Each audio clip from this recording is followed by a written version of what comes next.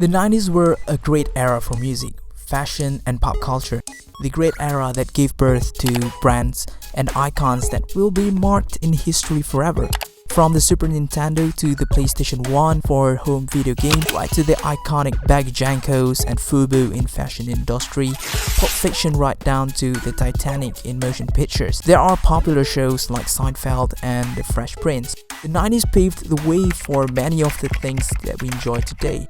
With the birth of all these incredible things, also came were the passings of many of the greats, namely in Jim Henson, Bob Ross, Frank Sinatra, Biggie Smalls, and Stanley Kubrick, to name a few.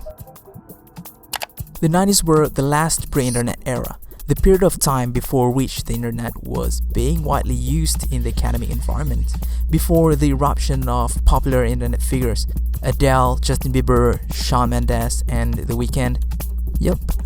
These names started up with sites like MySpace and YouTube by releasing their own songs on these platforms to seek exposure before they hit it big.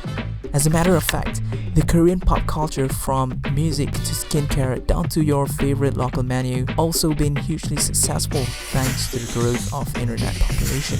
Even so, the musicality in modern pop music is getting more and more homogeneous. A research article titled Instrumentational Complexity of Music Genres and Why Simplicity Sells proved that as something becomes more popular, it necessarily dumps down and becomes more formulaic. The 90s also marked an era of technological shift in music charts, with biased guesstimations being replaced through the actual SoundScan sales figure by the Billboard in 1991, and thus allowing diversity in genre throughout the ranks. This is proven with an unlikely top-charting single from country singer Garth Brooks, with newcomers like Billy Ray Cyrus, Shania Twain, and Tim McGraw follows the suit not long after. That being said, comparatively, the variation in 90s music to what modern music is serving today is unparalleled. While there are huge teen pop confections in the likes of Britney Spears, NSYNC, and Backstreet Boys, and major adult contemporary megastars in Celine Dion, Whitney Houston, and Michael Bolton, the rise of britpop, the beginning of pop-punk acts, female-fronted rock bands, the counterculture, and most importantly, the domination of hip-hop all happened in one same decade. There's a lot to talk about. Let's walk through each one of these. During the 90s, many rap acts were hitting the Billboard's R&B charts. These were helped by singers such as Lauryn Hill and TLC, who integrated hip-hop into their sounds. Before this happened, the decade started with Ice Cube's Eazy-E, Dr. Dre, and Tupac forging their way before the music evolved into the infamous East Coast and West Coast feuds that ended in 1997 through a peace summit led by Louis Farrakhan, with record labels found their common ground after the murders of Biggie Smalls and Tupac.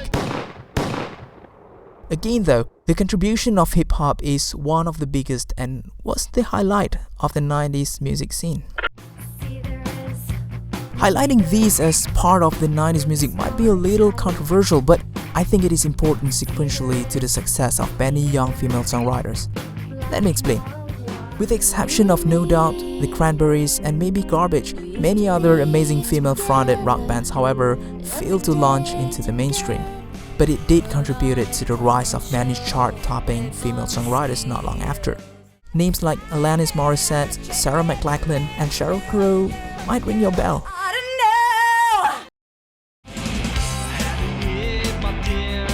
Towards the closing of the peak popularity of the alternative rock in the 80s, grunge was seen as the most unexpected rival by the 90s music standard. With Nirvana, Pearl Jam, and Soundgarden were the staples in the grunge back in the 90s. Even until today, in the mid-90s, the emergence of the first generation of post-grunge bands such as the Collective Soul and the Smashing Pumpkins have been different to the early grunge bands due to its stylistic shift, with a twist of alt metal and rap rock swooped in to assert their dominance.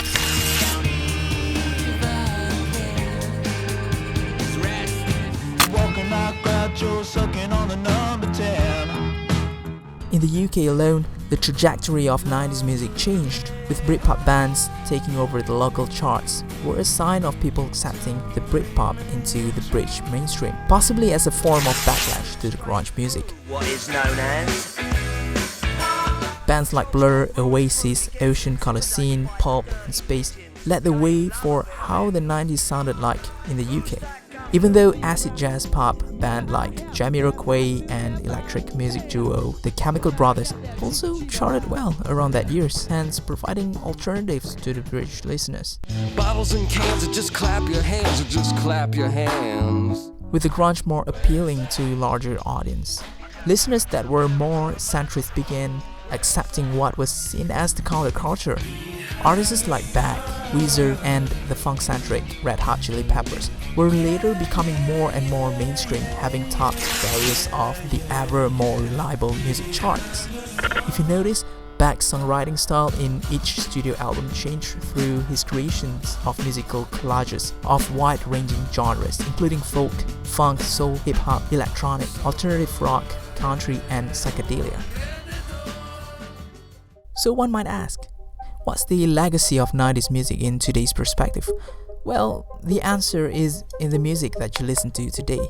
Modern music comprises of amalgamation of several genres existed in the 90s that has been simplified.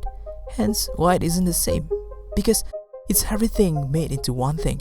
The creative freedom in the 90s pop culture where and when people were accepting many kinds of genres, I think allowing the blends of soundscapes in pop, in hip-hop, even in R&B nowadays to be possible, and I think that is the footprint of it. Where's that? I got